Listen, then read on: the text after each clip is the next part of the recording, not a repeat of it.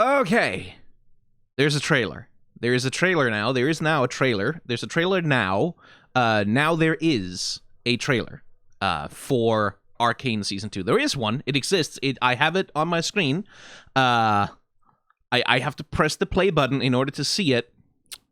I'm a little bit worried, though. I'm a little bit worried about what I'm going to see once I press the play button, because I have established previously my firm belief that these trailers are full of lies, because the trailers for Season 1 were full of little lies, little misdirections, little, like, things that, like, they sort of imply that never actually happened, except sort of kind of maybe thematically. Like, the trailers for Arcane Season 1 were very good in that they implied a whole bunch of things about the show, without really giving the game away fully, right? Like, it to the point, like, I still watched the end of the first act of Arcane and was like, holy fucking shit, like, Jesus Christ, what did you just do to me? I really hope that the trailer for Season 2 keeps up that tradition. Like, the teaser that I spent way too long analyzing not too long ago was, like, good about this, right? Like, it kept things vague, like, with a bunch of things which I consider, like, to be intentional misdirections, like creative editing in order to imply things that may or may not come to pass. So I'm hoping that this one is equally good. But I'm stalling because I'm genuinely kind of nervous to see this frickin' thing. And yeah, I'm also not 100% sure. This is a reaction video to the trailer, so we're gonna watch it through once, maybe twice, and I'm gonna, yap as I am wont to do, and then depending on what's in there, depending on what I see, maybe this needs to be expanded into a main channel video, which is very inconvenient for my schedule right now, but nonetheless, in which case this will be a short reaction. Or maybe I just go motor mouth and do all my yapping right away, and maybe I'll edit all of this yapping into something more coherent. Hell if I know. We'll figure it out. All this to say is I don't know what's in the trailer. I don't know how I'm going to react to it. I don't know what I'm going to do with what I see in the trailer. Maybe I'm going to turn this into a main channel video at some point. I don't know. But for now, I have run out of ways in which to stall pressing the play button. You were right, Kate.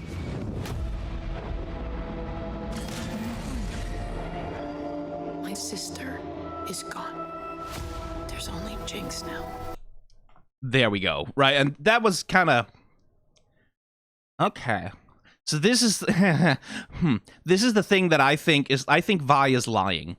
I think Vi is straight up lying to Caitlyn here, in the sense that I don't think Vi actually believes that Powder is gone. I don't think Vi is going to be able to let go of her that way. I really don't think so. I think at this point, like, my sense, and this, I could be completely wrong, like, I'm really hoping that they'll do what they did for Season 1 and release, like, one full scene, like, without context from somewhere in the middle of the show. They released the scene where Jinx goes to the arcade and, like, fights the boxing machine while going through memories, like, and I got a lot out of watching that. I kind of hope they do the same thing with Season 2. That would be great. Like, just give me the content, Fortige. I need it. My sense is that here, this is Vi trying to reassure Caitlyn that she has not given up on trying to, like, capture Jinx, because Jinx is going to have killed Caitlyn's mom. And Caitlyn, understandably, is going to want to get some fucking justice for that. And I think Vi's arc or conflict, at least in the first act of Season 2, is going to be about trying to navigate using Caitlyn and the Enforcers as her means to get to Jinx, like, to find her sister, while also, like, trying to stave off the suspicion that maybe she's not loyal to the mission of bringing Jinx in, because, like, they're gonna execute her. Like, that's the thing that's going to happen, is that if Caitlyn gets her hands on Jinx, especially in the first act of Season 2, and if Piltover gets their hands on Jinx, they're going to kill her. Like, they're going to execute her, and I don't think Vi can let that happen. I don't think she can. Nope. So I think this is Vi sort of lying to Caitlyn, saying, yeah, you're right, like, my sister's gone, it's just Jinx, I'm committed to this mission, please take me with you, like, let's keep me close, so that when you find Jinx, I can stop you before you murder my sister. I think that's what Vi is doing. Also, I don't think that's Jinx at all. But then we covered that in the smaller teaser they put out earlier. I want to tear that laugh from her throat forever. And that's Caitlyn sort of confirming my suspicion that she's in a murder mood. Which, yeah! I'm ready.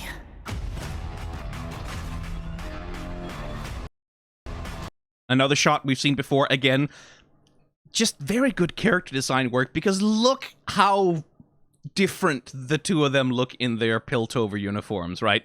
Vi looks wrong here. This is not how she's supposed to look, and I, like, by the end of the season, this is fully my prediction, she ain't gonna look like this no more. She's not gonna be wearing that fucking uniform. She's gonna be something closer to how she looks in-game.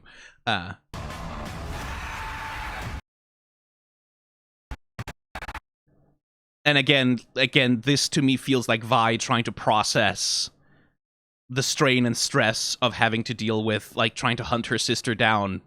And, like, there's probably also gonna be a moment of, like, Vi trying to make herself give up on Powder, right? Like, make herself think, Powder's dead, that's not Powder anymore, it's not my sister anymore.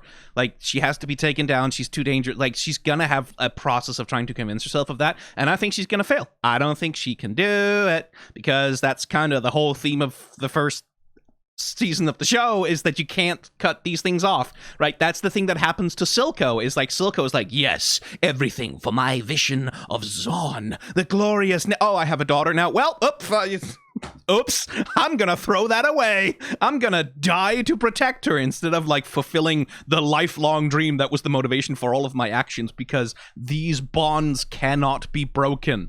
Especially bonds of family. So, like, no fucking way in hell has Vi actually given up on Powder. To return peace to this city, you must declare martial law. So that was definitely... wait, who is she talking to? So that's not Mel, then? Because those are not Mel's colors. Those look like the colors of, the sort of, skinny blonde fella from the first season.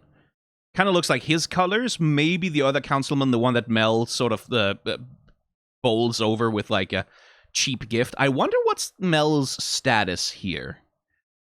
Also, Ambessa. Girl, that is a hell of an outfit. I wonder what Mel's status is, because she's not dead. I've sort of abandoned that. I don't think Mel is dead, because her character arc hasn't quite finished yet. That would be thematically, that would mean something, but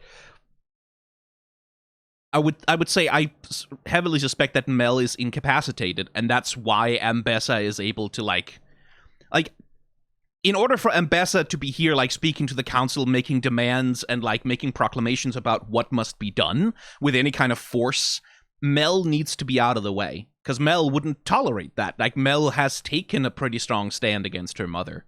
And, like, would not be willing to hand over the reins of Piltover to her. So Mel has to be out of the picture somehow, which means either dead, which I doubt, or incapacitated somehow, right? My suspicion would be... shit, she might act... Okay, I don't have any faith in this theory. Maybe Victor has taken her to the Undercity, because my thinking is that the character we see, like, wearing the cloak earlier is not Jinx. My theory is that it might be Victor. Could be wrong about that. I'm not really confident about it. I'm just trying to think through, why would Mel not be there, right? Like, why would Mel not be there to stand against her mother? Because, like, if she's alive and capable, I don't think she would just let Ambessa do this, right? Not unless the attack, like, I guess the attack on the council could have been, like, a serious blow to her confidence or her power. Like, that she was one of the people advocating for, like, the peace deal with Zaun. The council got attacked, Mel got sidelined, sort of thrown out, shut out of power. Like, again, but there has to be something that's preventing her from like, pushing back against Ambessa, who's clearly making a military play in Piltover. And also, I can't help but feel like those kind of look a little bit like mourning clothes. Like the black and the gold and the white, that all looks kind of fairly somber, frankly. So, I don't know. Could also be party clothes. Who knows with Ambessa. But it's a very different style for Ambessa. Like, in Season 1, Ambessa is, like, much more sort of loose with it. She's, like, she literally has her hair down. And is, like not nearly this formally dressed. So, like, that seems like dressing for some kind of occasion. Martial law.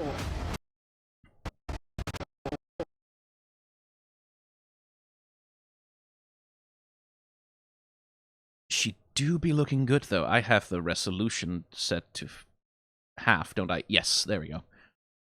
She do be looking good, though.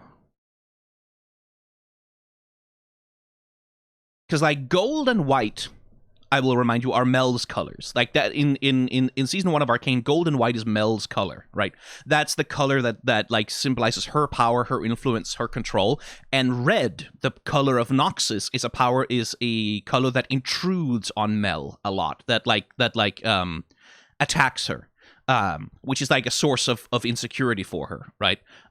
So interesting, again, like sort of the color of the character that we have, like this gold and white in Ambessa's design here, like pockmarked with these reds, like kind of itching to go through and like look at the colors of all the characters and sort of try and figure out. Anyway, because like this to me, like that right there in the background, that looks like murals in Piltover or Zaun. So I would say these are Noxian troops being deployed to the streets of Piltover or Zaun to supplement, like, the power of the Enforcers. Like, specifically also because we have these two shots of, like, faceless helmets, shields. Faceless helmet, shields. Like, that would be my feeling. Okay, I'm just gonna... I keep forgetting to edit this fucking setting. I need the audio to like, play when I scroll, when I'm editing videos, but not when I'm reacting to things. There we go.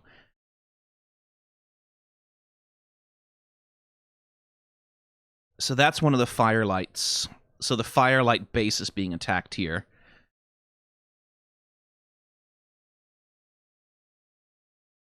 And they're putting up the barricades, locking off the city, much as they did at the end of Season 1.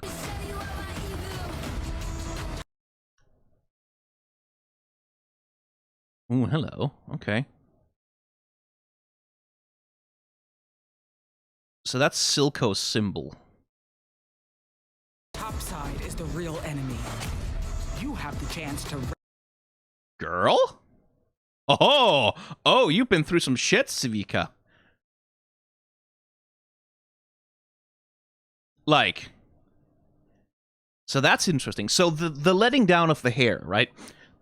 Silco's character design Season 1, one of the things about him is, like, he's very much a character who's about control, right? Like, control is, like, his whole thing. He's the puppet master. He's pulling all the strings. He's always in charge. He's always in control. One of the ways his character design supports that is with his sleeked back hair, right? Like, that his hair is always under control. And then in those scenes and moments when he comes out of control, when he loses control of a situation, when he's riled up, when he's angry, that's when you get little hair strands, like, coming loose from his hairstyle.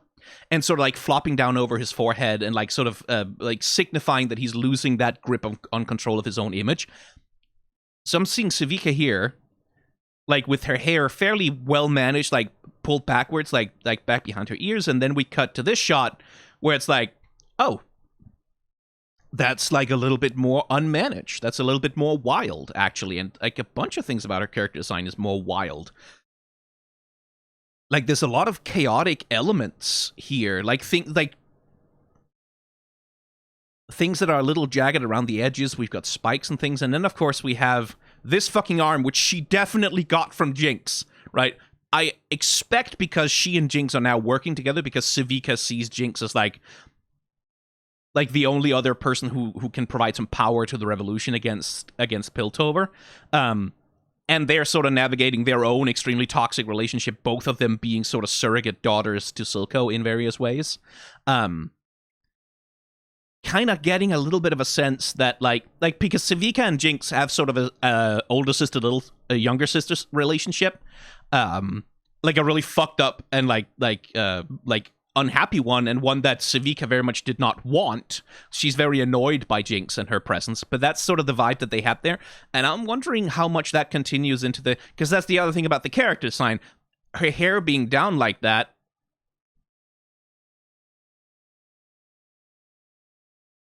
I mean, you know who else has their hair down? So I'm wondering if that's like... That's poking towards, like, Sevika sort of stepping into the role that Vi has left behind now that she's up topside. I wonder. You have the chance to rally the Undercity together. Your symbol. Guess I was right. Oh, and dude, you using the fucking blue flare for it? Oh, she really fucking is, isn't she? Okay. So this would be Jinx, and that, oh man, that you kind of get why that's big for her. Because like Jinx's whole thing, Powder's whole thing, actually more specifically Powder's thing, was always feeling like the problem, like the outsider, like the one that nobody wanted around, right? Like the Jinx. So this... And I do feel like, so this is something we'll talk about, like Jinx has this little face blending rig thing that they've made for her, where she can blend between a configuration, like an anatomy for her face that's Powder and one that's Jinx, right? And Powder tends to be rounder, Powder tends to be softer, Powder tends to have like bigger, slightly wetter looking eyes. This looks a little bit like Powder's face to me, sort of poking out of Jinx here, as she feels like the acceptance of Zon. But this also looks kind of hazy and weird, so maybe it's more of a dream sequence, because... But that is definitely Sevika there, right? Like, that's the chest armor thing that she had. To rally the Undercity together. Your symbol.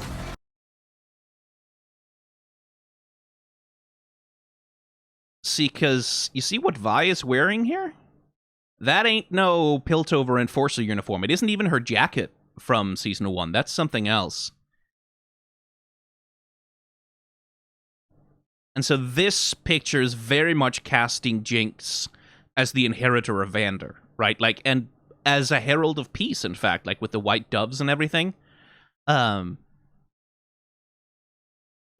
very French, also. Like, not just because it's sort of using an Art Nouveau, sort of Alphonse Murat riff for its art style, but because, like, that whole thing, like, the hand in front of the chest and the raised arm, like, that's very sort of Lady Liberty leading the people coded, like, except she doesn't have her tits out, but, you know, that's probably for the best. Very much casting her as the inheritor of Vander, right? The one who's picking up his legacy, which is interesting because she's not picking up Silco's legacy here, picking up Vander's legacy specifically. That's gonna hurt extra bad for Vi, because Vander, like, Vander was both Jinx and Vi's father. Well, no, Vander was Powder and Vi's father. But Silco is the father of Jinx, right? Like, that's how that shook out. Is that Silco, like, he literally, like, baptized her into the world, right? Like, so Silco is the father of Jinx, but Vander wasn't. Like, Vander very much would would oppose any attempt at like revolution against Piltover, because he's seen where that road leads, and it leads to just a lot of blood and nothing changes, or at least so he believed.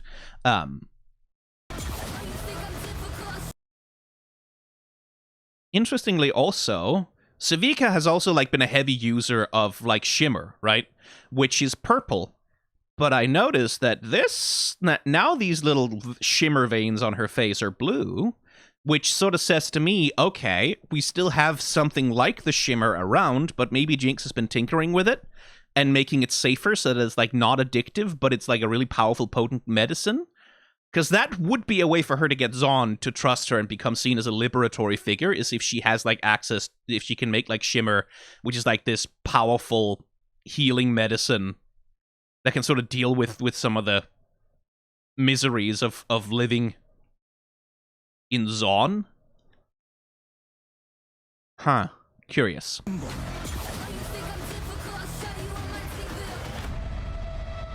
So what are you planning?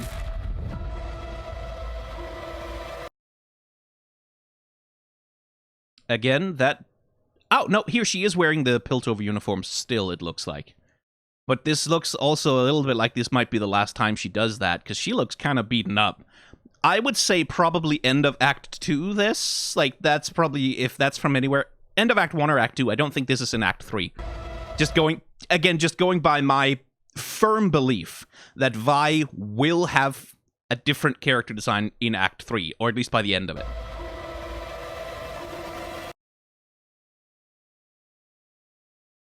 Ooh. Same basic outfit, like with the vest on the front and all that.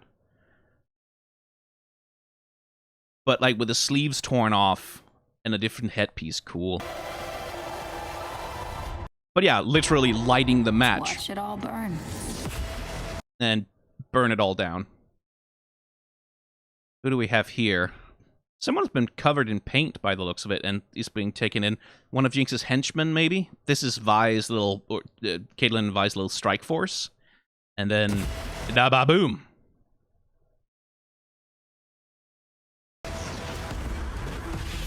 Hey! Oh, it's the fucking Hex Sphere. Aha! I remember that from Legends of Runeterra. Mostly smoke bombs here, though, it seems. Not really...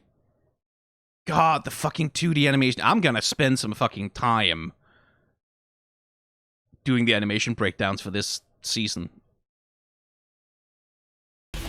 To the surprise of no one. Oh, that's pretty. That's also very get jinxed, right? But this would be like Jinx's announcement of like a declaration of war, right? Like, I can strike within Piltover anytime, anywhere. You are not safe from me, sort of thing. And like this will be like the moment of like, oh my god, terrorism! She's attacking us! Oh, it's so dangerous. When like it's just smoke bombs, and probably like I think the prank is probably that not a lot of people are gonna get hurt, but Piltover is going to absolutely freak the shit fucking out over this. Unless, of course, it's poison bombs and it's gonna kill everyone. Who knows? It's Arcane. They can go as dark as they like. Hey, that tower over there looks really red all of a sudden. That's not usually the Piltover color. That's because that's a fucking Noxian obelisk, actually. That's not a Piltover building. That is a Noxian building. That's a Noxian obelisk of some kind. Because, like, Piltover, blue, gold, white, black and red... That's Noxus. So Noxus is building like a thing over there. Huh.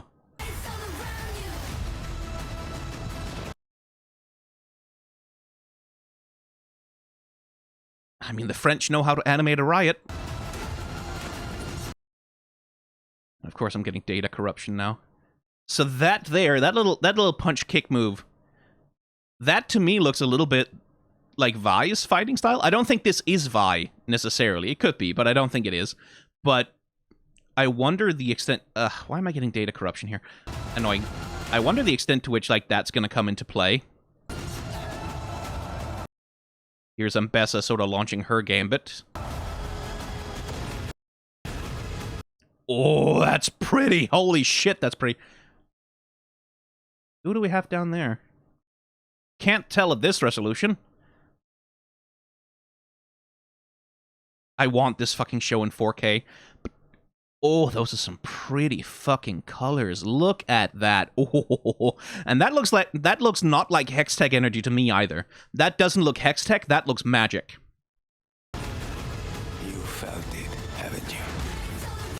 There's Vander. That definitely looks like Warwick or something like that. And Dear Singed. Haven't you? Oh yeah, there he is. There's our boy. Oh, he's gonna kick the shit out of some people. I really wonder about Vander here. I really wonder about his role in all this, because his death is the breakpoint of the family, right? Like, his death is the moment when Vi and Powder break apart, where Vi makes her worst mistake ever, and the universe decides to punish her for it, like, in the most brutal possible way. She slaps Powder, she leaves her behind, immediately regrets it, and then Marcus, of course, comes in with the child abduction. And they're separated for years, and, like, that's the moment when she loses her sister. That's the moment she loses Powder, right? That's the moment all of that gets set into motion, is the death of Vander. So the resurrection of Vander, coming back as this monster like this, who's clearly attacking, like, Piltover enforcers here, which, good boy. I wonder, like, the thematic resonance of that. Like, is this literally, like, him coming back to haunt them? Because one thing that could happen is, like, it depends. Vander could become that could be the thing that Jinx and Vi get together about, right? Like, Vander has been transformed into this monster. He's rampaging through the Undercity. We have to find him. We have to help him. We have to save him. Because that would be the thing. Like, if Vander comes back as this monster, right? Like, this embodiment of this traumatic, horrible thing that happened between them that tore them apart, then the only chance of them, like, the two of them coming together to try and save Vander this time, save him from this, right? Try and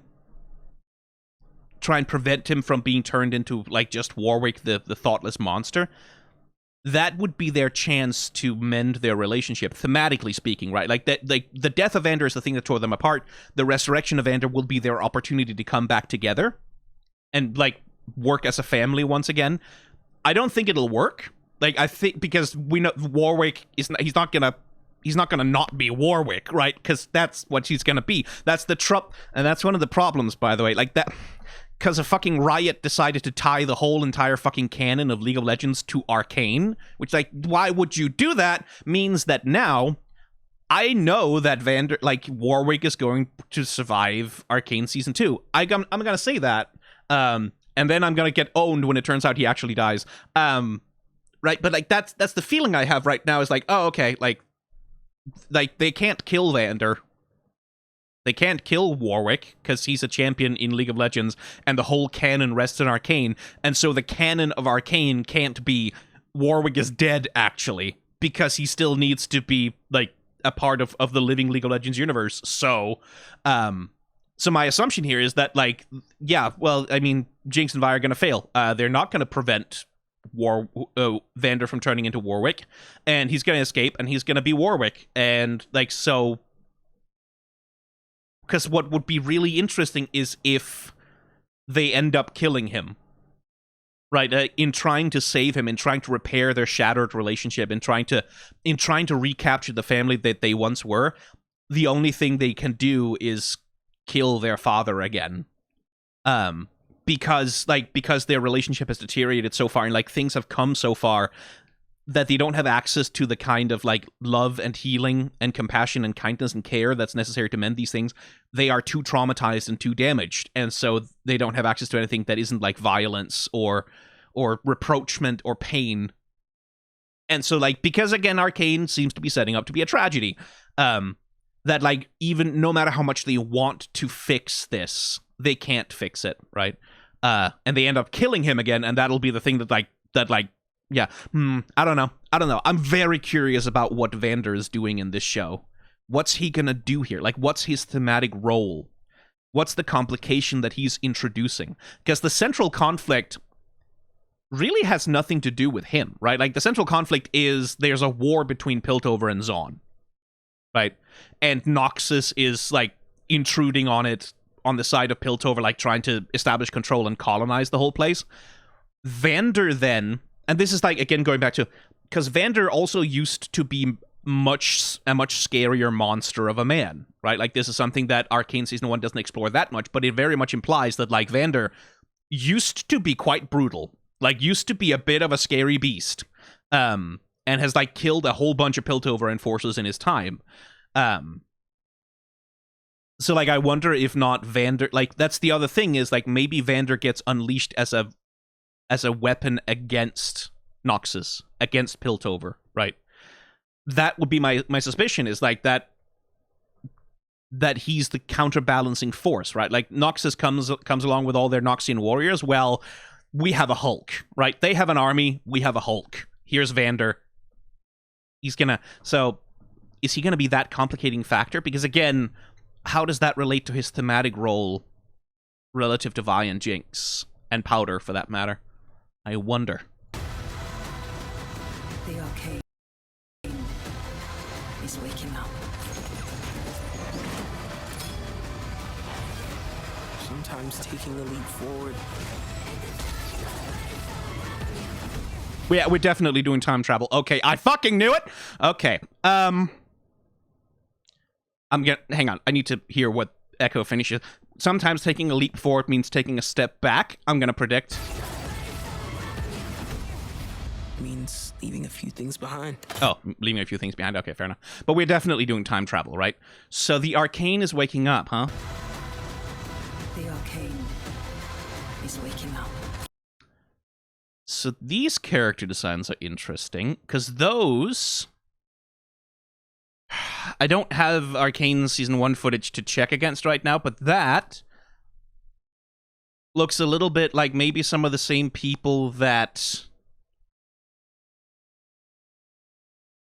that Ambessa was colonizing in the flashback with Mel in Season 1, where Mel was trying to find a non-violent solution to conquest, and then, like, Ambessa was like, no, kill people, just cutting a person's head off. I feel like some of the designs, like, especially, like, these rings, are similar to what the character design was on the character in that particular flashback, but also I don't 100% remember, so don't quote me on that. Okay. Either way, definitely some kind of fucking magic shit happening here. And looking at their character designs, my immediate feeling is like, this looks Targonian to me. Like maybe Shuriman, but this looks Targonian to me. Especially with the whole like sort of light beams and stuff sort of pulling towards the skies. That's very Targonian to me. So this, I think, would be the dramatic conclusion of, like, Act 1. Would be, again, my prediction, because Vi is in the Piltover uniform. So my prediction is that this would be their confrontation at the end of Act 1, and after that, like, Vi will have the conversation with Caitlyn. It's like, yes, you're right, my sister is gone. Cut to dramatic black, Act 2, then we see what happens, right? That enforcer's about to get his shit rocked. On the bridge? Is this the bridge? Is this the bridge over Pilt? No, I think this is more like in town, but...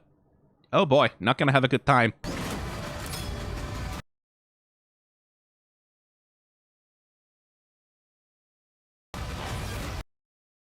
So who's shooting at Echo here? Because those are arrows. So I think those are Noxians, right? Oh yeah, right, because those are the people he, like, whose faces he smacked. And what's interesting to me is that the Noxians here also seem to be attacking enforcers. Don't they a little bit? There's an enforcer there, like, with their hands up. They are facing the enforcer. They are definitely pointing their, like, crossbows at the enforcers over there.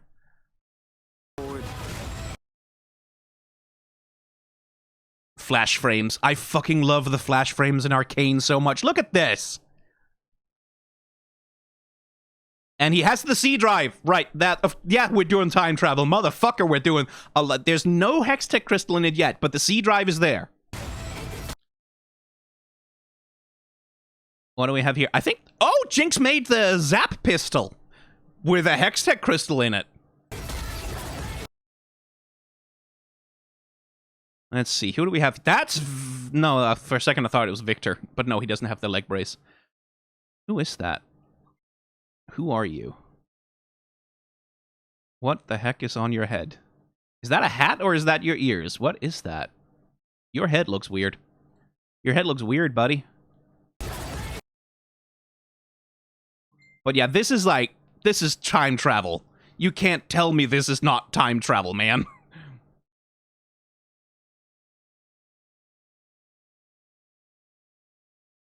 Again, the fucking flash frames.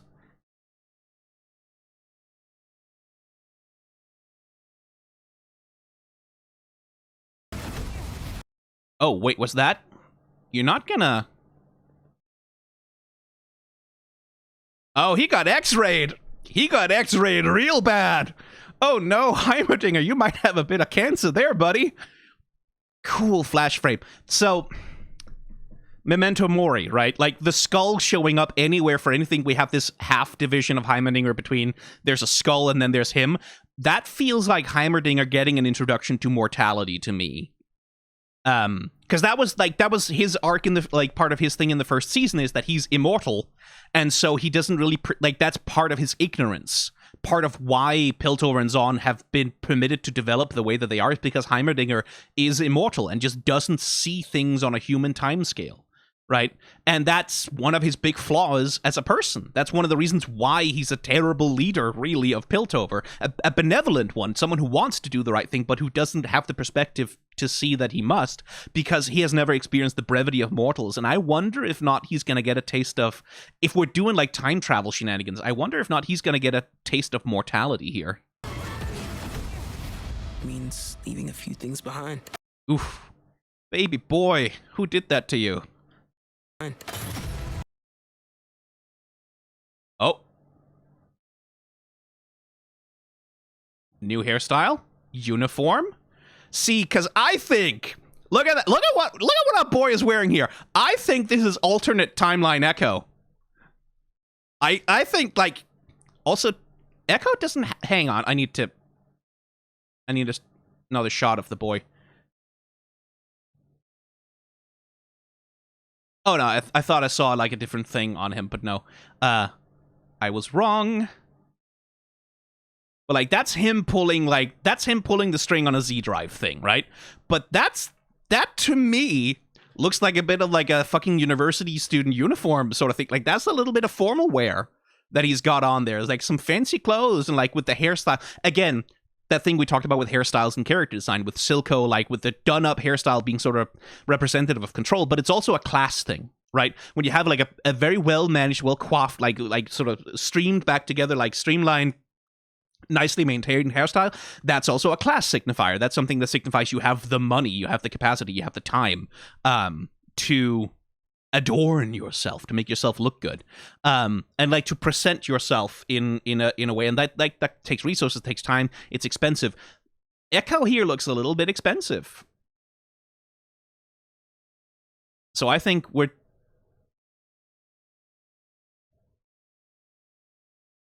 Well, told you she'd have a different character design. Bit of a Cerberus thing. That is... Oh, because of the... Ah, I see. Okay. Yeah. Okay, yeah. But I mostly wanted to scroll through this because... What am I seeing it? Because this looks fucking hex core as hell to me. This looks like the hex core. Like, that's the sort of, like, that fractal circle design that we saw, like, the void being identified with in Arcane Season 1.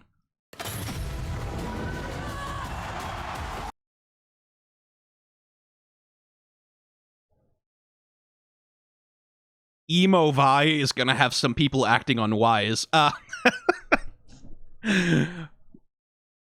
So is this Vi in disguise?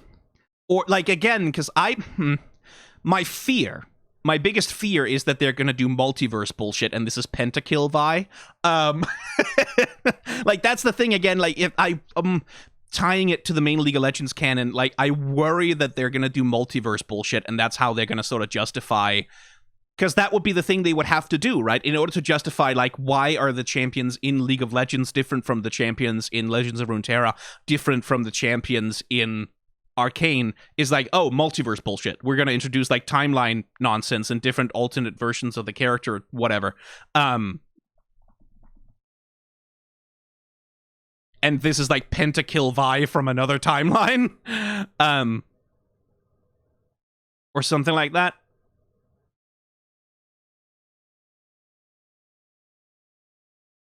But the jacket, right? So the two wolves, that's Vander's thing. That's, like, the two gloves he used to use to punch people out. Like, I believe it symbolizes that. Huh. So Savika is going to be just about to kill Caitlyn, and then gaboom. I wonder if that's where, like, Savika sort of gets her style of change in hairstyle, but she definitely has the Jinx arm by this point. And so, again, trailers lie, right? Like, the trailers lie, and they lie by intercutting and doing Kuleshov effect shit.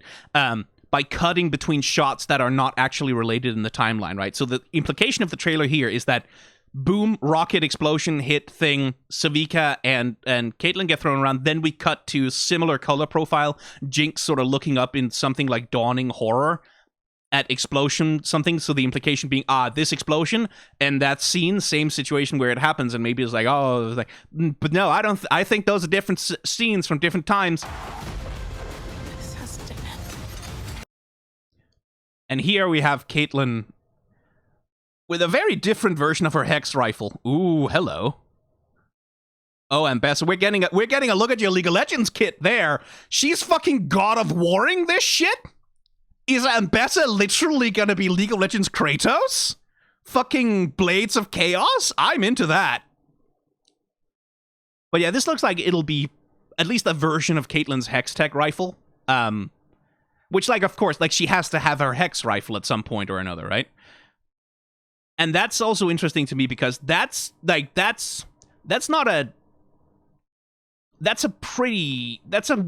Hex Tech weapon of war, right? Which is something like, that was the line that Jace crossed in season 1, is that he eventually, like, he forged the Hex Tech crystals into actual weapons with the gauntlets and with his hammer, right? Like, so these tools that were like, because the gauntlets were meant to be mining tools, and like the hammer is meant to be like used for forging things. Now they're being turned into weapons of war. That was a part of his character arc. By the way, we haven't seen Jace at all yet, or Victor, which tells me that their shit is the stuff that they're keeping under wraps to make sure that, like, we don't get any hints about what because whatever the fuck the two of them are up to is like, that might have something to do with the time travel shenanigans as well. But that was one of the moral sort of horizons that Jace crosses in season 1, is that he turns this invention that he created with Victor to help people, primarily to help people, to heal people, to make the world a better place, becomes weapons of war now. And that's a moral fall. That's a corruption of what the principles of their collaboration used to be, right?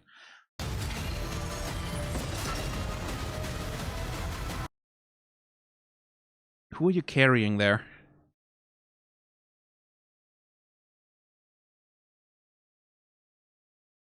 Not Caitlyn, is it? Is it Caitlyn? Kind of hard to tell. I think it might be her.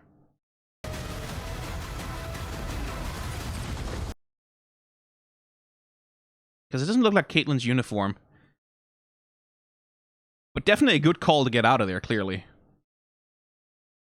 And here again, you see what's in the background there? Those are Noxian sails. And that's also the thing we see with Ambessa as she's doing her thing.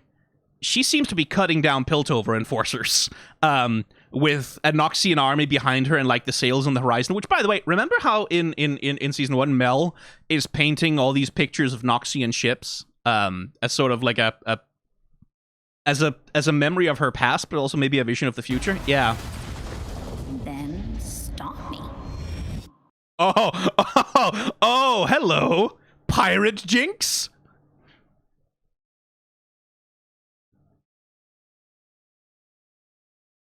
Oh, you have, like, multicolor hair things going on there, girl. What's up with you here?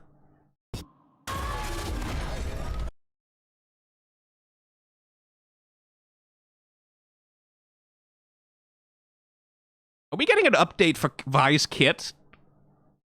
That would be cool. So, I see black in her hair there. Okay, so that's not multiverse bullshit.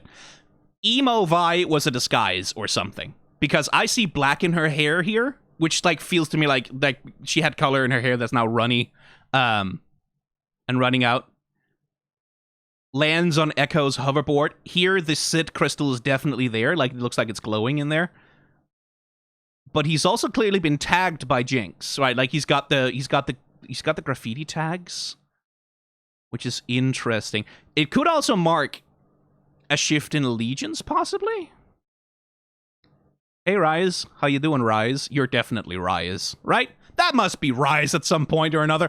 I'm also wondering if it marks a shift in allegiance, because, like, Vi also has these little paint splatters on her. And where the two of them seem to be going is like towards Piltover University. So like unless there's an airship with Jinx on it just out of sight, which is where they're going right now, it's like who knows? It could be a thing where sides have changed once again and now they're on Jinx's side. Her hair also looks longer here, so I think there's gonna be a bit of a fucking time skip in that season. Hello, Mr. Mage. So this mage guy, the finger tattoos tell me that it is the same dude as the one who saved Jace. So is this like a dream sequence where Jace sees this, or is this more of a,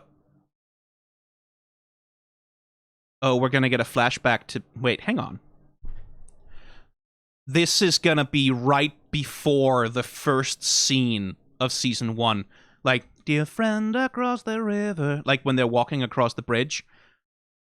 I think this is gonna be this is gonna be a memory of Jinx watching her parents die, or Powder at that point. Z Drive, what's going on there? That would be Civic. No, that's, oh, it's a Hex Chemtech guy. Victor?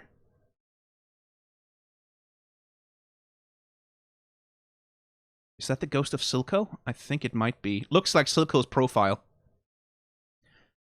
And that look like, because of the cane. It could be Jace. Could be either of them. I think it's Victor.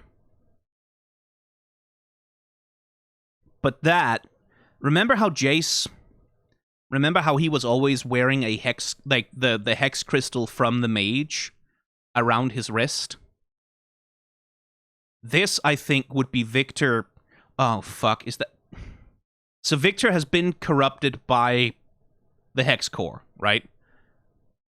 Is this an attempt to fight back? Like, is this Jace inventing a version of the hex core that can help Victor survive and, like, maybe purify himself of the corruption? Because, like, that looks like a scar to me. That looks like scar tissue. It could be also spreading corruption or something like that, but this looks like scar tissue to me, almost like a lightning scar. Which, And I don't know if that's blood there, but it's definitely something around there. And that's Vi with, like, wearing the... Okay, so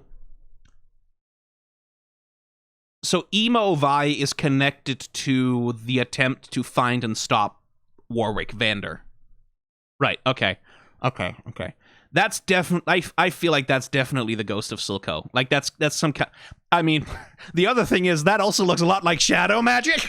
It's like, is Zed gonna turn up? Is that what you're fucking telling me? But that looks like the ghost of Silco. Like, the profile of this character, the silhouette looks like Silco to me. Who else is in there when that goes off?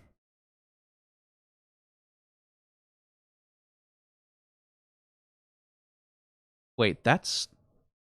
Is that Jinx?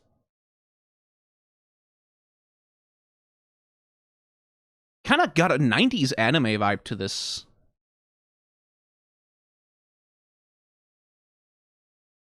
Yeah, that's Jinx. And then this goes off. So Jinx tries to fire something at Vi, and it explodes, but it explodes in the color of magic. Right? That's the color of all the fucking hex core nonsense, of, like, the magic thing.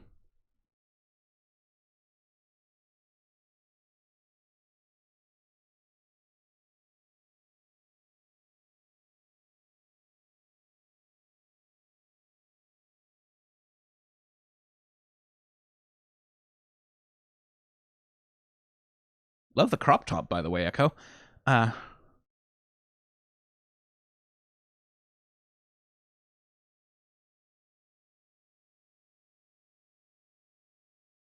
But yeah, like, this is, like, literally the only shot we get of Victor. So that sphere back there, the golden sphere, all this white background...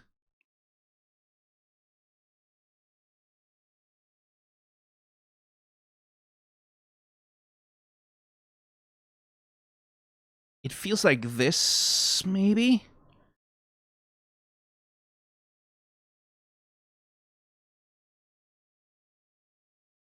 But, like, this is definitely not... Is that Victor? No, that wouldn't be. No, he doesn't walk like that.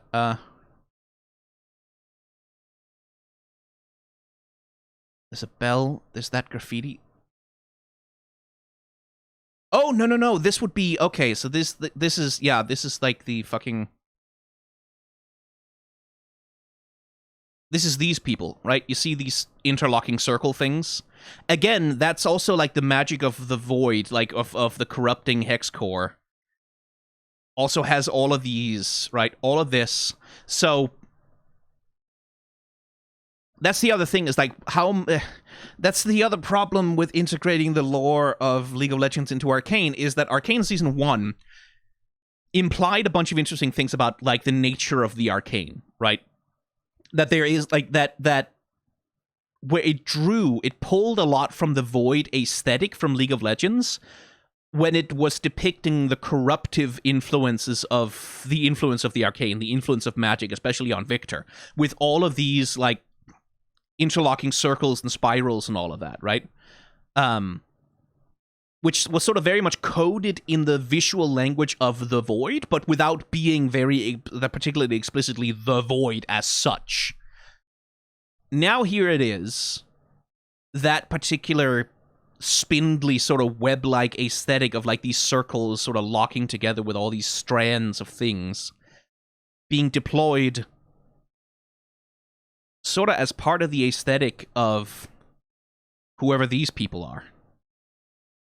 Along with gold. Which, again, gold is much more of, like...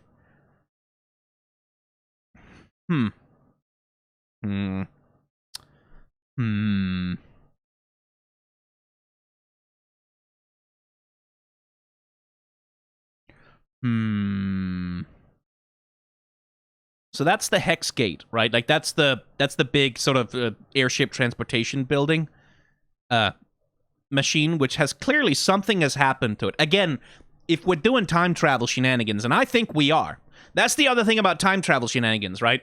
Is it could either be multiverse nonsense, which I don't want to deal with. Please don't do that. I don't think Arcane is doing that, especially now that we know that Emo Vi is like...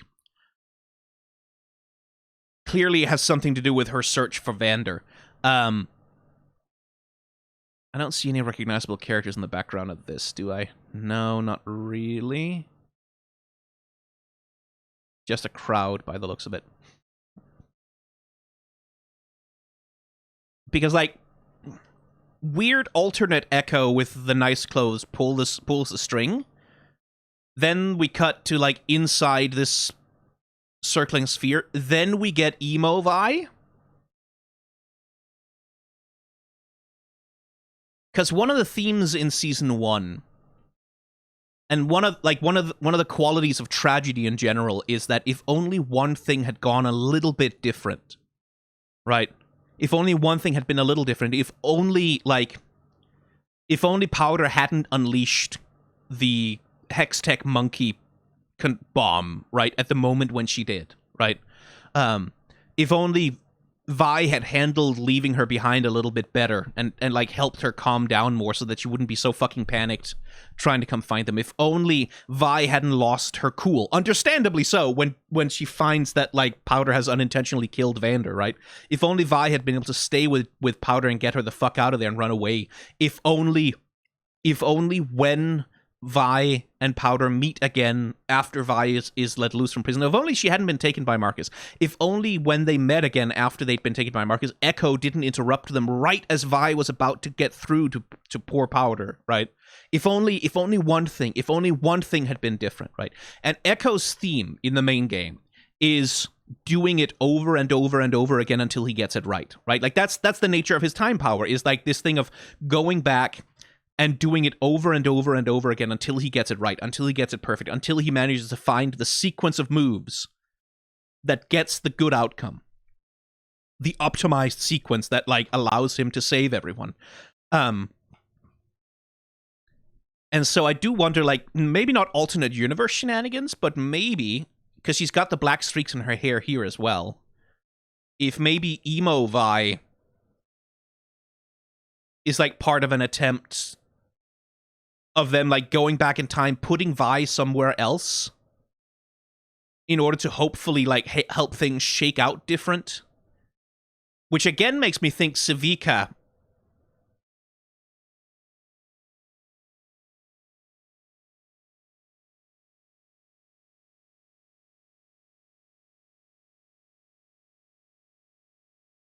which also, like, because if we're doing timeline nonsense, maybe this is the timeline where Ambessa manages to take over the Council of Piltover non-violently, and maybe this is the timeline where Noxus just straight up fucking invades.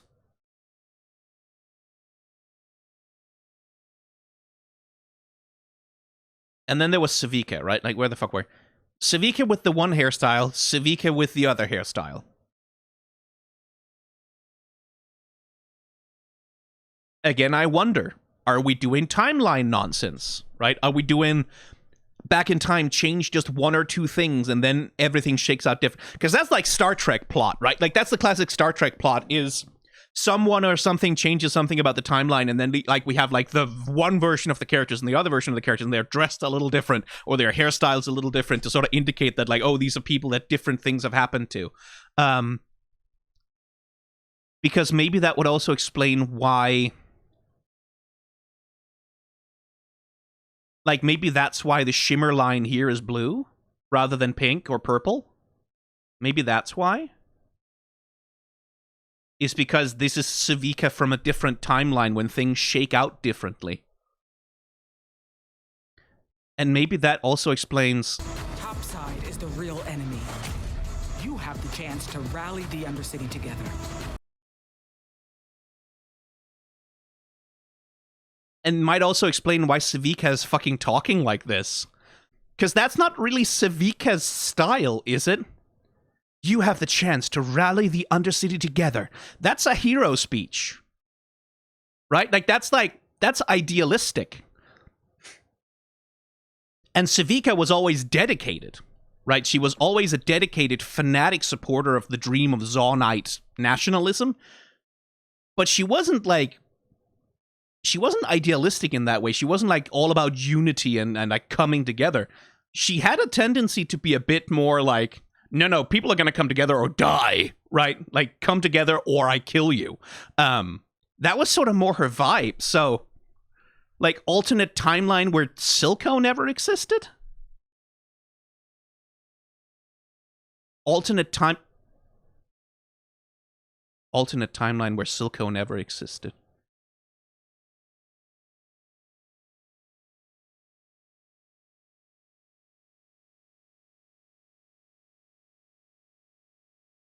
Alternate timeline where Silco didn't exist.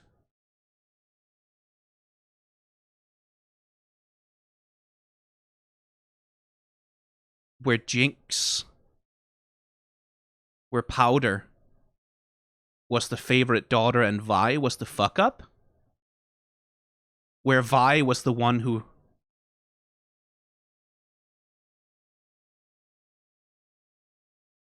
Is that what this is?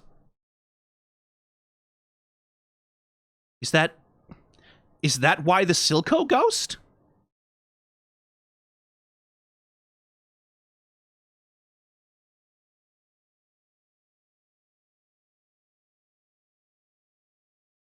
Because he got erased from the timeline, but now he's haunting the resulting timeline like a...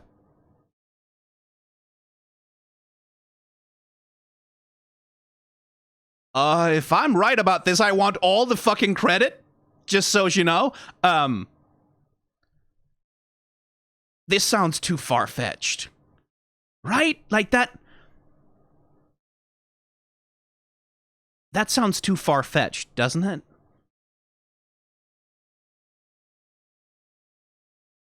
Alternate timeline where Jinx is the liberator of the Undercity, where... Because that would be this, right? That would be this. That would be... Vi and Jinx are fighting. End of Act 1. Then something happens, and we get, like, this fucking time magic. Like, because that's not Jinx's weapon. Her weapons don't do that. That's not the aesthetic of Jinx's weapons. And the Arcane, like it said, like, the Arcane is rising. Boom. Timeline split. Like, this is when... This is the moment when things diverge, right? This is the moment when Heimerdinger and Echo are trying to... Like, this is the moment when they try to bring things back or change something, or... And their experiment... Maybe, and again, we don't know what the fuck Victor's doing! We don't know what the fuck Victor or Jace are doing! What kind of mad science those two shitheads are getting up to? Victor was deep in the thrall of the fucking Hex Core, killed Skye... Like, is like dealing with a heavy dose of guilt. Because Echo isn't the only one who has a real incentive to want to undo some things. Right? Victor has that too. Victor has a real incentive to want to undo some fuck-ups in his past. I could see Echo and Heimerdinger finding Jason Victor, and they go, like, and they do, like, fucking mad science adventures. Like, do a bunch of mad science shit at Piltover University, trying to come up with some sort of timeline reversing something. Because Mel is dead. That would be the reason for Jace, right? Like, if Mel dies in the attack on the council, and he has, like, you have a chance to get the woman you love back, because that was Jace's whole thing. He saw magic save his mother. That's why he was so obsessed with the Arcane, with magic. He's like, oh, I can use magic to, like, prevent, like, horrible things from happening to the people I love. If Mel is dead, then he has a real incentive to want to turn back time, to prevent Jinx from going as, like, from breaking bad the way that she did in the first place. Is that it? Is the whole plot of Arcane Season 2 going to be about... Because that's what they say, right? In the fucking title cards that flash up, is every end is a new beginning, right? This November, every ending is a new beginning, right?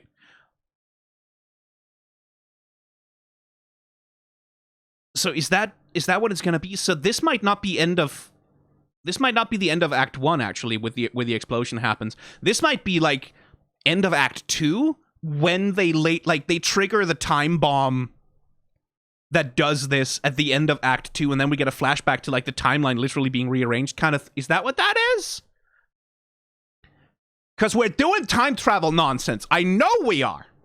And then the timeline changes. Echo is the only one who remembers because he had the Z drive, and he's going around the new timeline trying to get everyone to believe him and say, no, there's some stuff we need to put right. And when he says, in order to take a step forward, there's some things you have to leave behind, is like him accepting that he can't go back to his original time anymore. Is that what that is?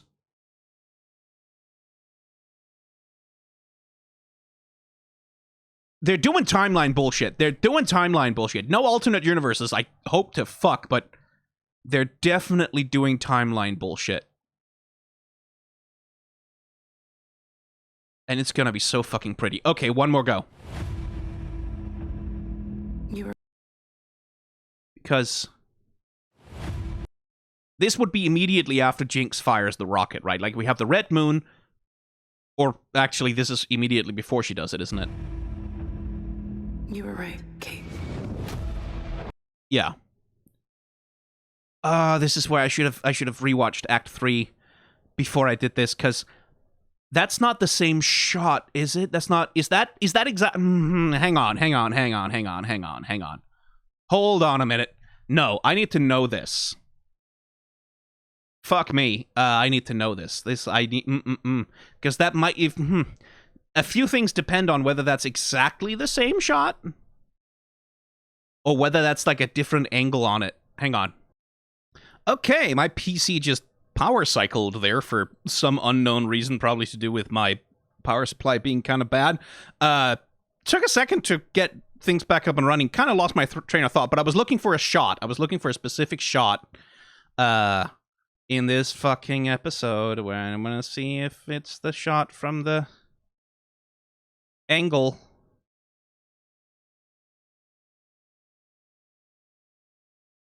It is, but it... Okay, so that's the shot here, right? That's from this angle. And then...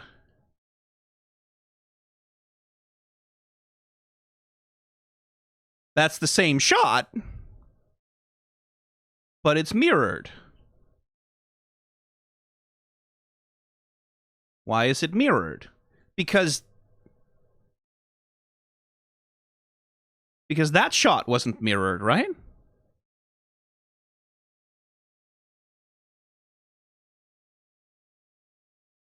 No, because this shot is not mirrored. Now that could... See, because that could just be nothing.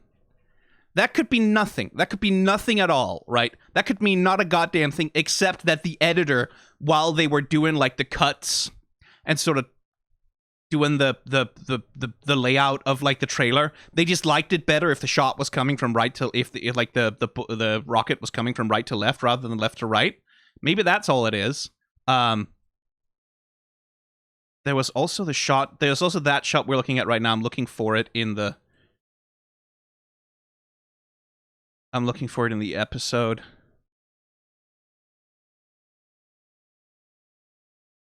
Yeah, because this shot is not mirrored either. So it's only that one shot. That's the thing, is like, if all of the shots were mirrored, I'd be like, aha! Mirror universe! Alternate universe. But then it's only that fucking shot that's mirrored. For some reason, why is only that shot mirrored?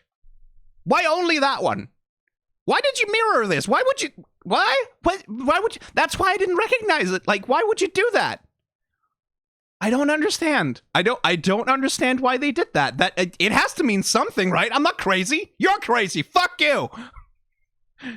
I'm normal. I think normal things about cartoons.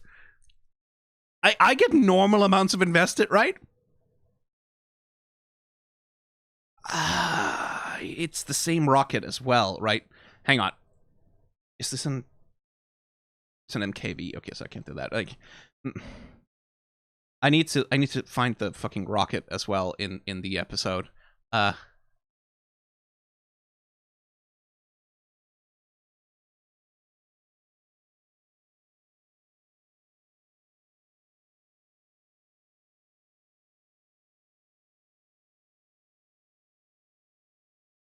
Right, because the rocket is... It is the same rocket, right?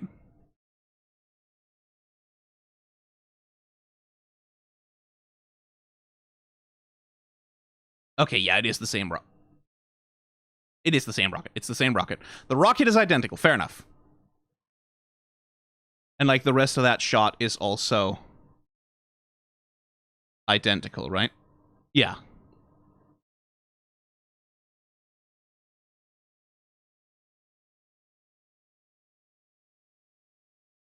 Okay, so that... But then, why... This could be nothing! Nothing! Nothing whatsoever! This could be literally the least thing that anything has ever been. This could be literally the most meaningless detail in the world. It could just be the trailer editor thought it looked better coming from right to left because... Yeah, I think it's just that the trailer editor, because they wanted it to be clear that this shot is the same as, like, the rocket that's flying into view here. And that's coming from right to left. I think that... Okay, I'm gone crazy. They probably just mirrored it so that this shot will be coming from right to left, and then as we see the rocket flying towards there, it's also coming from right to left, and you can sort of intuit. That's probably all it is. That's all it is. That's all it is. That's all it is. It doesn't mean anything more than that. It definitely doesn't. It definitely does not mean anything more than that at all whatsoever. For sure. It for sure doesn't. It for sure doesn't. So that's the outfit of the thing.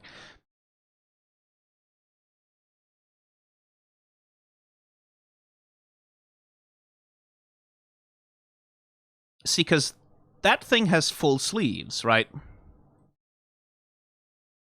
But this is more like Caitlyn in her normal use. Like, that doesn't have sleeves and has different shoulder pauldrons, so that's also two different character designs for Caitlyn. So why is she looking like this here and like that there? I wonder. I wonder a little bit. Wait, that's also emo Vi, actually. That's also with the black hair.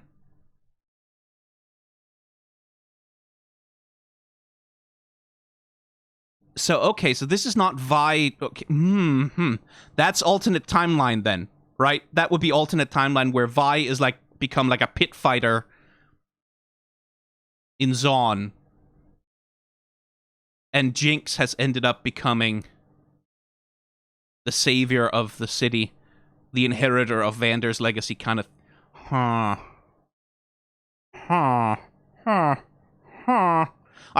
turn into a Minecraft villager whenever I'm going through.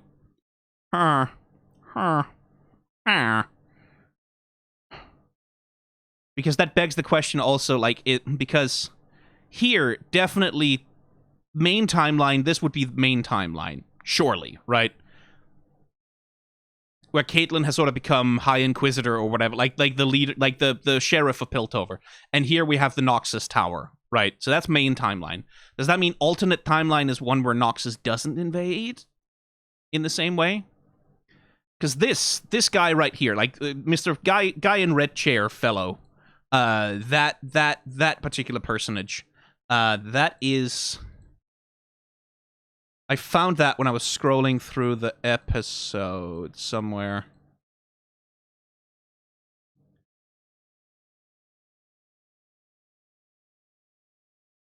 Give me a second. I'm not going to edit this too much, but because that's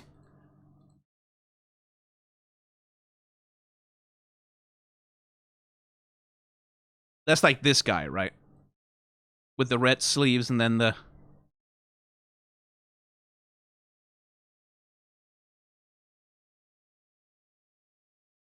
Give me a better look. I found a better look.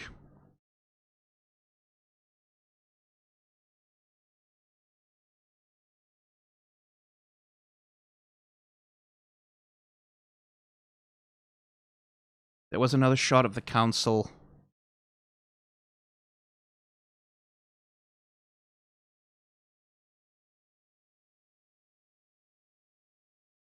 This is so slow. Because it's a portentous final, like, dramatic scene, obviously, so. But yeah, that's one of the other council guys. We're doing timeline nonsense.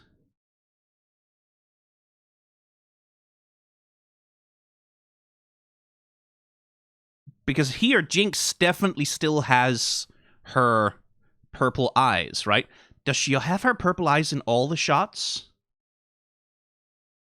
I should check that. I need to see if, like, because I'm sure she does. Like, again, for the trailer, they might have edited shit so that she always has her purple eyes. Even if there's an alternate timeline thing where she doesn't get the fucking singed shimmer treatment. But what about when she's in the pirate ship with the funny hat on? No, still got purple eyes, right? Yeah, not blue eyes. Certainly not blue eyes, which is what she. Okay, cool. Does she also? I think she also has the shimmer scars here. So that's okay. All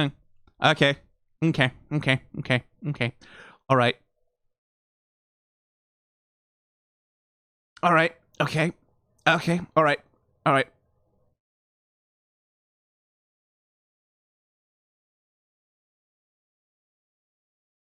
Yeah, okay, I'm normal.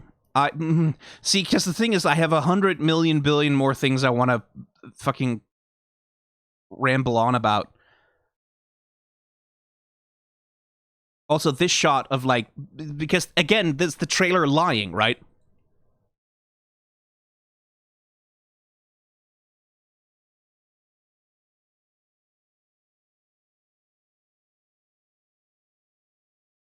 Right. Yeah, I'm planning to watch it all burn. But, like, that's not a girl who's particularly happy about what she's about to do. This is not a Jinx who's like, yeah, I'm getting my revenge. Haha, fuck Piltover. She's not fucking Joker-fied here. She's fucking sad. That's not a Jinx who's happy about throwing the match. Also, where's the little... Right, because normally Jinx also has this X over her heart, right? That's one of the parts of her character design is as Jinx and Powder, she has like this cross over her heart, like these little, like, fabric things that sort of cross over from the holes there in the middle. They're gone here. They're not there. The cross over her heart isn't there. And usually, like, when you have a character like that has, like, because Vi, you'll notice, in her character designs, tends to have an open vest because her heart was open, right? She hasn't been closed off by trauma yet. Powder does. Hang on. What does she look like in that mural? Yeah. Kind of an open, much more open vest situation and, like, not that cross over her chest kind of thing.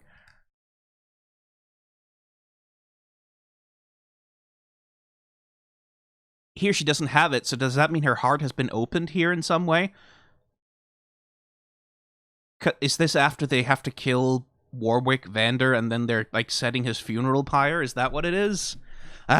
Million possibilities. Because that's the thing that I resent about... Because if they wasn't doing the fucking time travel nonsense, right? Like, if we weren't doing time travel, if we weren't fucking around with the Z drive and the hex crystal and the fucking whatever it is, celestial, like, Targon magic, whatever the fuck, if you weren't fucking around with all of that, I would have a pretty good idea about how season 2 is gonna go. I would have, like, a pretty solid read on where all of the lines of season 1 are leading, right? Like, it's the specific tragedy that it's sort of, it's setting up and is eventually going to fulfill. If we weren't fucking with timeline nonsense, I'd know exactly where this fucking shit is going. But because we're fucking with timeline nonsense, because Johnny Inventor and his amazing furry dad had to go and build the Z drive, I don't fucking know. Because it could literally be that Act 1, Act 2, and Act 3, each separate act is an exploration of a separate timeline, where they say, it could play out like this, it could play out like this, it could play out like this. But then what's the resolution, right? Like, you can't have 4 acts. It's not going to be more than 9 episodes. So maybe it's going to be like each episode of Act 2 is going to be like a separate timeline, like where we see how things shake out and like how things go wrong, where Echo is sort of Groundhog Daying his way through, trying to find the optimal solution to keep everyone safe. Then Act 3 is like, I'm going to have to leave some things behind. Like, that's when he's going to have to accept he can't save everything and everyone. And that's when, like, the timeline is mostly restored to normal, except for one crucial detail that allows for the plot to be resolved. Is that what we're doing? Is that where we're going with this? Like, what we Echo finds that he can only really change, like, one major thing that allows for things to turn out to be not a complete fucking shit show where everyone dies? Because that would be an interesting significance for the black in Vi's hair, right? Like, that there's this timeline where she's the fuck-up child, right? Like, where she's the one who's, like, seen as a washout and a loser, and Jinx or Powder is the savior of Zaun. And, like, she's dyed her hair black to symbolize the darkness in her soul, right? But then Echo does timeline nonsense and interferes, and that's why Vi gets her hair color back, but then she was also wearing the Piltover. No, that doesn't make sense, because she was wearing the Piltover uniform, and she had black hair at one point also. Here, right? Like, where she's wearing, like, no, that's not the Piltover uniform, necessarily. It kind of is. But it's not the same, it's not the jacket from the group shot. It's not this thing. Right? It's definitely not that thing. It's like a chest armor.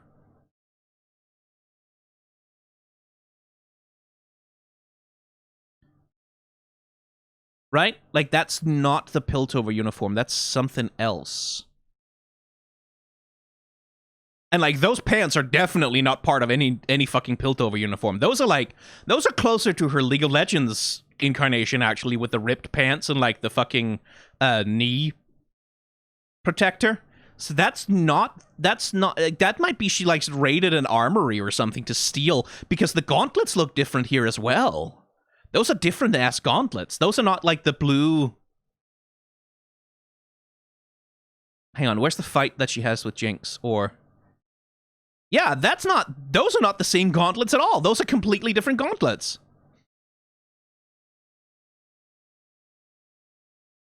No, yeah, no, I'm calling it. Like, Emo Vi is a different timeline. It's a completely different timeline where she's, like, raided, like, a Piltover, like, enforcer armory or something. She's stolen the gauntlets and, like, a chest armor. Or something like that. Yeah, I don't think it's Undercover Vi. It can't be. Everyone would recognize her. I think it's fucking alternate timeline Vi. I mean, listen, I'm just fucking rambling right now. I'm just speculating. I have no evidence for any of this except fucking vibes. No solid evidence. Nothing to really sort of back this shit up at all. Because, like, that's the same sort of armor that Caitlyn is wearing here, but that armor is not the same and doesn't look similar to her sort of sheriff uniform. And then there's Silco's ghost, because that is fucking Silco. I swear to God it is. That is his exact profile. So why is he a ghost? With the tears running down of this thing. Like, is it because Echo is, like, literally erasing him from the timeline? Because Echo identifies Silco. Silco is the root of all of the bad things that happen. If I get rid of Silco, then everything will be fine. And then without Silco, that's when things turn out that Vi becomes, like, a pit fighter. And Civica becomes, like, a freedom fighter along with Jinx, sort of picking up where Vander left off because something else happens with him. Like in the alternate timeline, Vander still dies, but he dies and he's not killed by Silco. He's killed by, like, the Piltover enforcers or something, or, like, tried for a crime he didn't commit or whatever. Oh, right, no, because Vander at season 1, before he's taken by Silco, he's about to turn himself into the enforcers for doing the initial crime that the kids committed. So I think Echo goes back, erases Silco from the timeline, or gets rid of him somehow, prevents him from taking, like, from attacking, getting Vander at that point. So Vander goes, sacrifices himself, becomes a martyr to the population of Zaun. Powder becomes the freedom fighter who's really trying to unite the Undercity to save, like, to rebel and, like, to maybe, like, get Vander out of prison or something like that. Meanwhile, Vi is completely fucking shattered by this, goes emo, goes off on her own, becomes a pit fighter, like, fucking whatever happens, because she's trying to deal with the trauma of his death that she couldn't prevent. Like, that's how their family splits apart in that version of the reality. Is that what this fucking is? Because that also doesn't look like the Wait, is that even Ambessa? I mean, it looks like it with the body type and all, but that's completely black hair.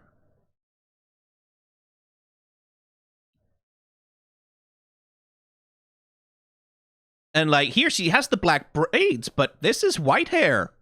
So that's not...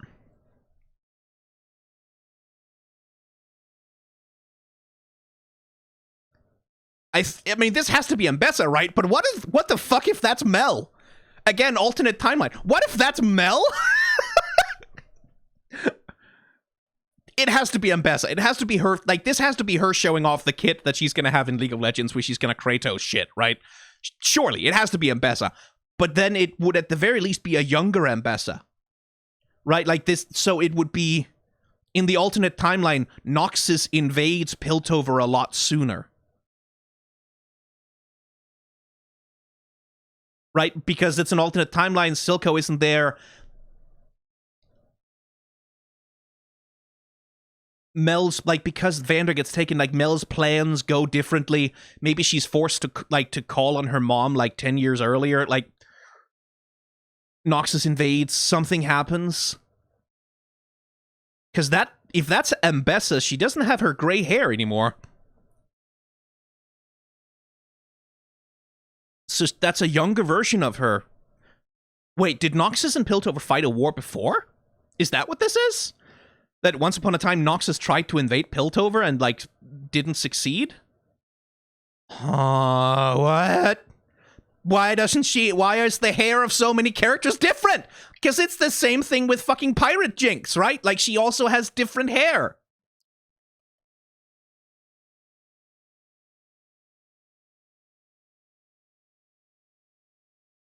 Because this Ambessa, right? This Ambessa does have gray hair. And isn't wearing any of the gear that she's wearing in the... Hang on, is she? I need to double check before I... Because that Jinx also has different hair. Like, there's so many of the characters that have the fucking with the different hair thing.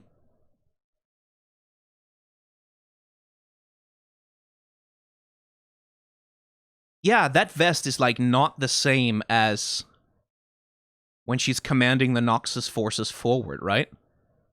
Because that's definitely younger Ambessa. That's definitely, like, the Ambessa we see in, like, the fight with the Piltover people.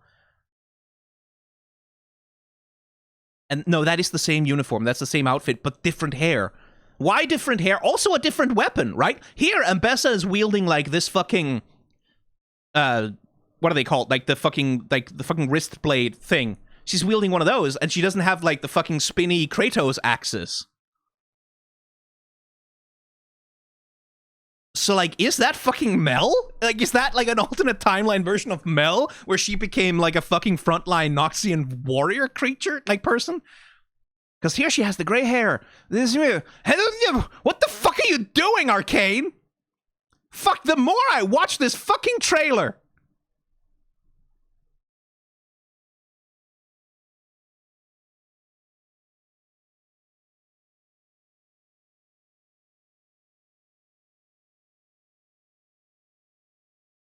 Because Echo's hair is different. Hang on, that's way longer hair. He didn't used to have the fucking man bun. He didn't used to have the man bun. He also has here the paint markings that sort of associate. So this is the alternate timeline where Jinx is like the hero of Zaun, or yeah, and Jinx is the alternate timeline. Noxus invades. Right, Noxus invades, takes over Piltover, starts oppressing Zaun. Jinx becomes the leader who unifies Piltover and Zaun to rise against Noxians. That's why Echo and the Firelights have, like, the Jinx markings on them as part of, like, their uniform. And that's why they're fighting Noxians, and also the Piltover Enforcers are fighting Noxians.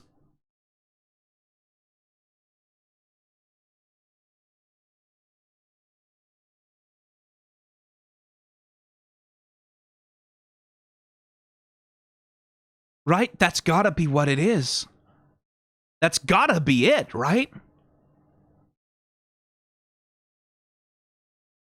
Does he have the man bun here? I can't tell. They hide the man bun. Yes, it's there. I see it. I see a tiny itty bitty... Oh, wait, maybe that's not the man bun. Maybe that's just one of his braids. Damn it. Okay.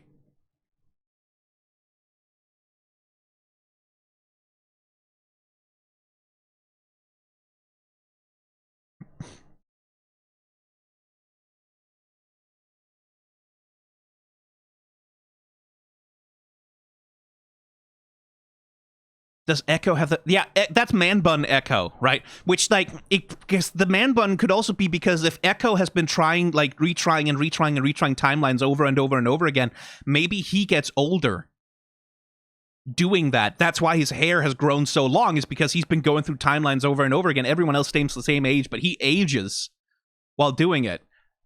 So his hair has grown long, but then Vi's hair has also grown long, so there's definitely a time skip here, so maybe that's not it. There's definitely a time skip, because Vi's hair is also longer.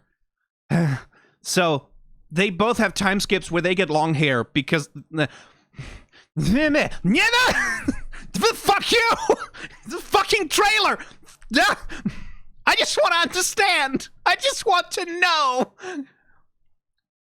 I'm getting more and more insane by the frame.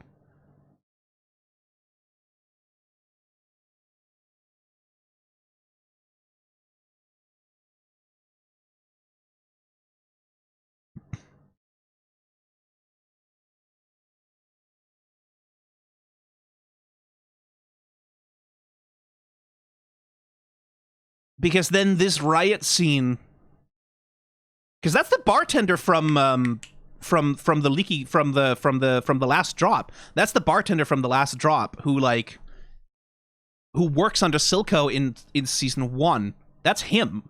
I'm pretty sure.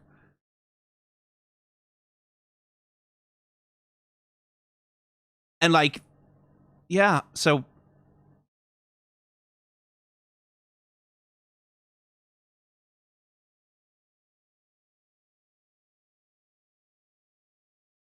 oh my fucking god. So, okay, so if I had to take a guess about these characters, this is some kind of flashback. This is not a thing that's happening, like, in Piltover or whatever. This is... Maybe it's Heimerdinger telling a story about... That does look kind of Void-like, like, with the fucking things, like... Maybe it's Heimerdinger telling a story about, like, this is a thing that happened once upon a time, or we're getting some kind of flashback to, like... Another time, like, a time in the deep past when people were, like, manipulating magic and doing stuff, and then it exploded. Huh. Is this going to be a thing where the Hex Core, like, contains the mind of some mage who's, like, trying to get out? Like, is it fucking gonna... Like, is Malzahar gonna pop out of there? Because, like, certainly the Void thing from Season 1 seems to have been dropped. Like, I'm not seeing the Void in any of these screenshots, in any of the magic. Like, we're not getting that Void shit. It's not even purple anymore. This is all white and rainbows and gold.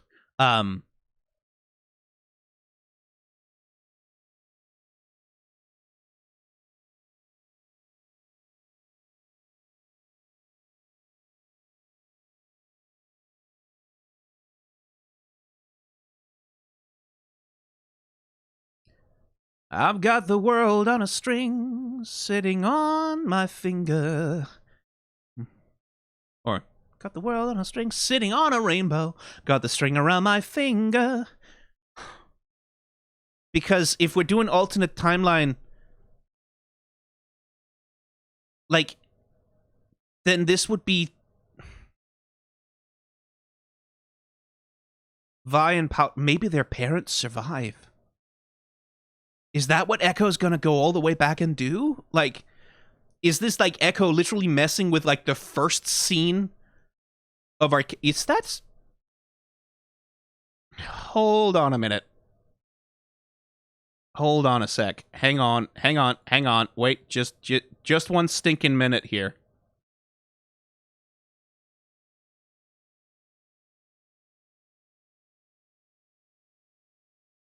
I'm looking for a shot of Vi and Powder. Because, like, she has, like, that... Because that's not... Powder isn't wearing the same clothes. This is the scene from the bridge. This is Vi. Like, that's Vi's haircut and Powder's haircut.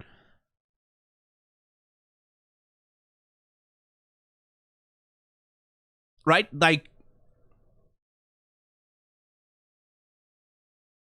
But not really. Is that even Powder,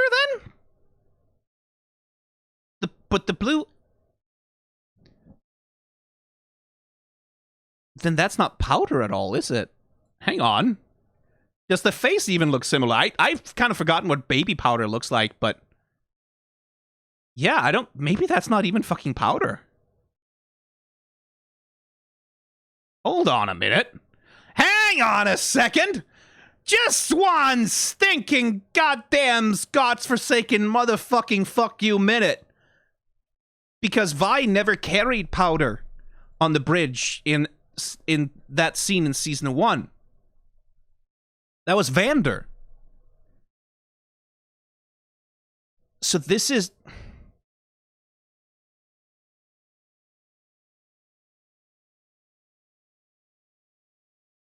If this is Vi and Powder,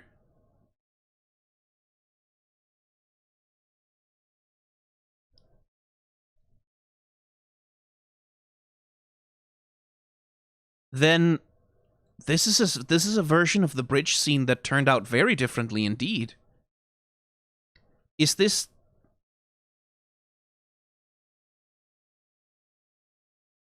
Echo goes back and deletes Silco from the timeline. Without Silco, Vander turns out very different also. And so this is an older Powder and Vi, like later in life, not quite this young maybe?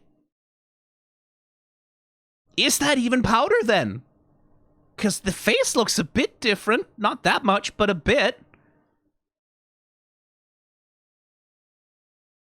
Hang on, I'm watching through the opening scene of season 1 right now. Welcome to the playground, like with the encounter.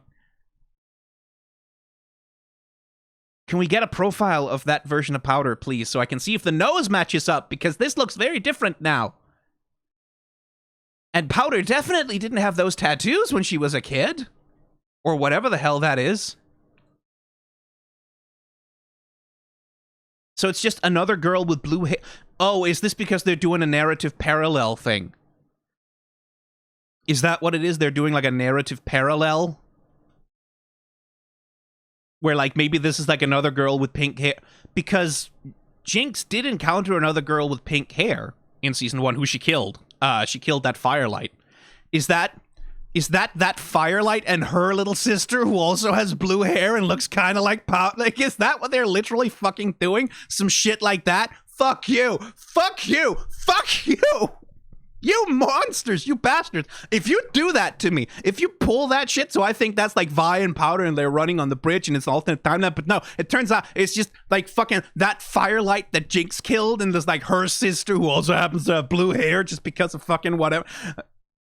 That cannot be it, right? That can't fucking be it. No fucking way. No way in hell. Absolutely not. This is the alternate timeline where something different happens with Vi and Powder on the bridge. Where they're maybe a little bit older or some.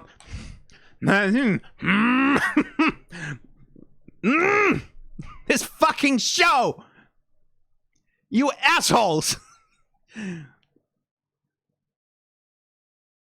You jerks! Oh, I hate you! Fortiche, you motherfuckers! Oh my god, okay, right, okay.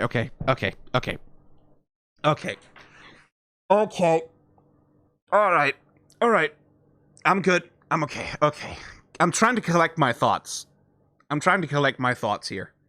Because like I said earlier, trailers lie. The trailer for season 1 had shots in it that did not exist in the final show. There were shots in the season 1 trailer that did not exist in the final show at all, showing characters, like showing at least one character that just doesn't show up even a little bit, like who isn't even like relevant. Which I don't know if that was a red herring or just like a last minute fucking rewrite or whatever. So it could literally be that like this fucking shot isn't even in the fucking show. That could literally be it. Like, this is not even it. Like, this isn't even in there. This is a red herring they put in there just to fuck with me specifically. Same thing with the fucking Silco ghost. That might not even be in there. Like these little tiny itty bitty like incidental mini shots and shit, like little cutaways to like really weird scenes. That might just never fucking happen in the actual show. For all we fucking know.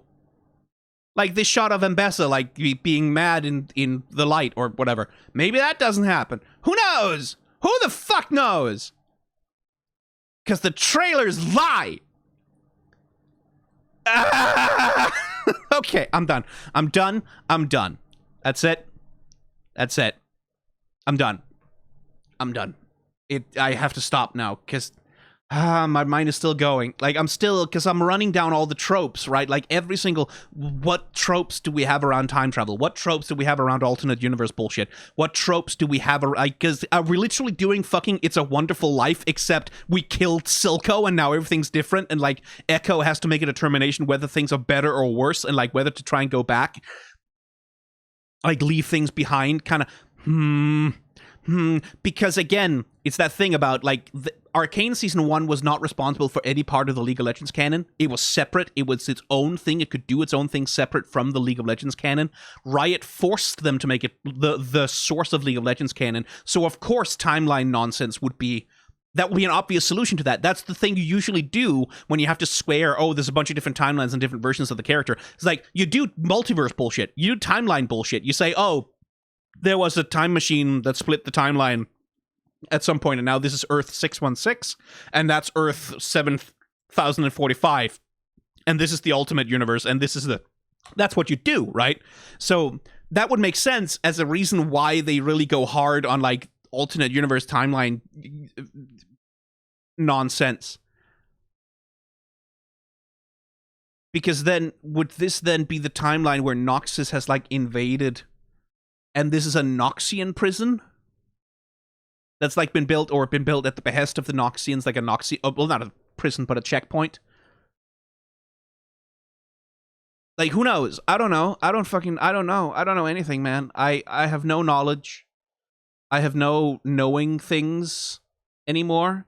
Because, like, look at the color grading in this shot, right? It's the same sort of red, misty, like, with a lot of smoke, and, like, that's kind of the same shot, like, the same color grade, the same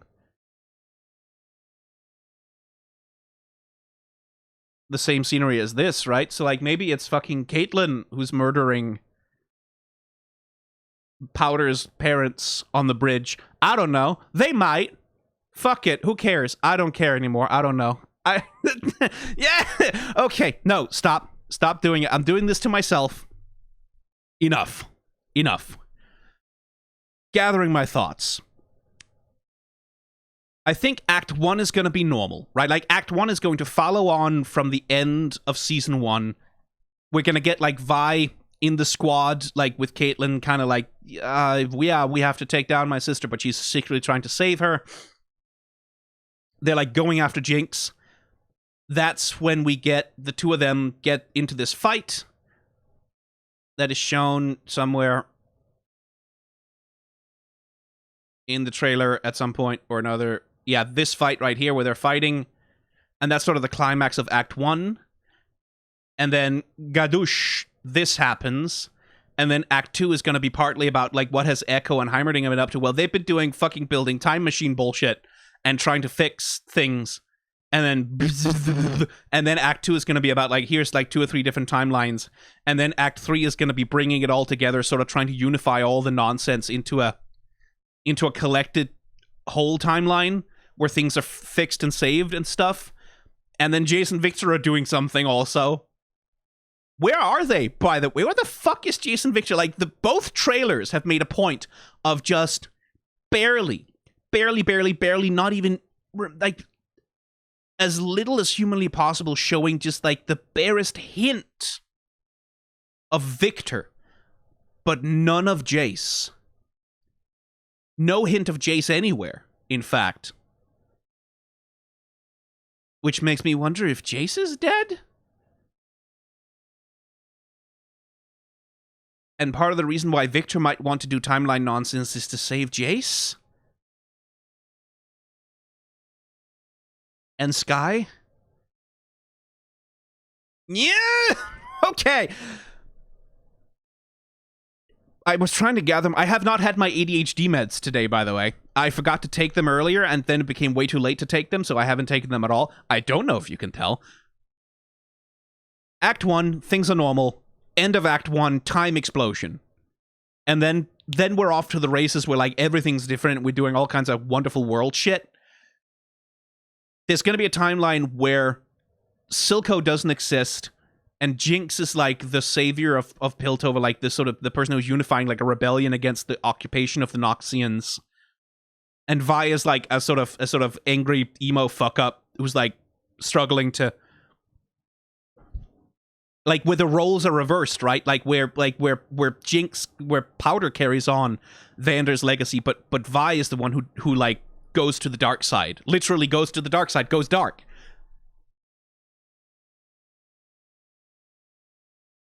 Because of that's the peace doves. Because Jinx is like, because this version of Powder is like unifying the city towards a vision of peace, hence the fucking peace doves. Because here, in this version, I don't think she has her purple eyes in this mural. I can't 100% tell what the color is, but that doesn't look quite like the purple eyes, does it? So here, Jinx or Powder becomes like a unifying figure for peace who's carrying on Vander's legacy. And these... So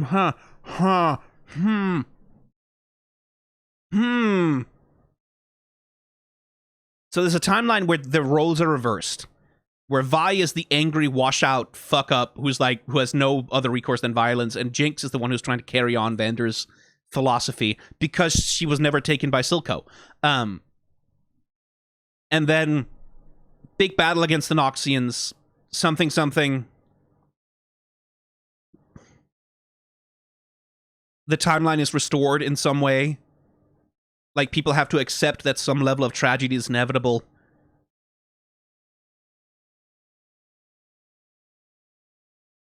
And then things come together in the third act. Where we'll reach some kind of synthesis of the two timelines. Like...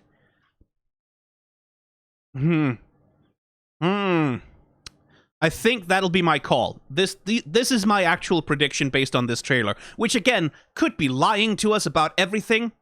Act 1, normal. Act 2, timeline nonsense. Act 3, somehow bringing the timelines together, or finding some way to navigate between them in such a way that the world can be saved. But there's definitely going to be a Noxian invasion at some point. Definitely an alternate universe version of either Ambessa or Mel. Like, I genuinely, because the hair is black, I genuinely kind of think maybe that's an alternate universe version of Mel. Or a younger Ambessa. And if they take the younger Ambessa and they make her the champion instead of like older Ambessa, I am throwing rocks at Riot's HQ. Just threatening that right now. Just gonna give you that threat right now. If you're gonna like, we're gonna take the younger version of her. It's like, fuck you, cowards, losers. No, absolutely not. But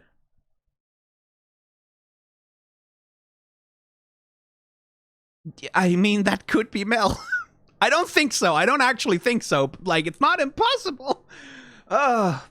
Okay. All right. Okay. That's my call.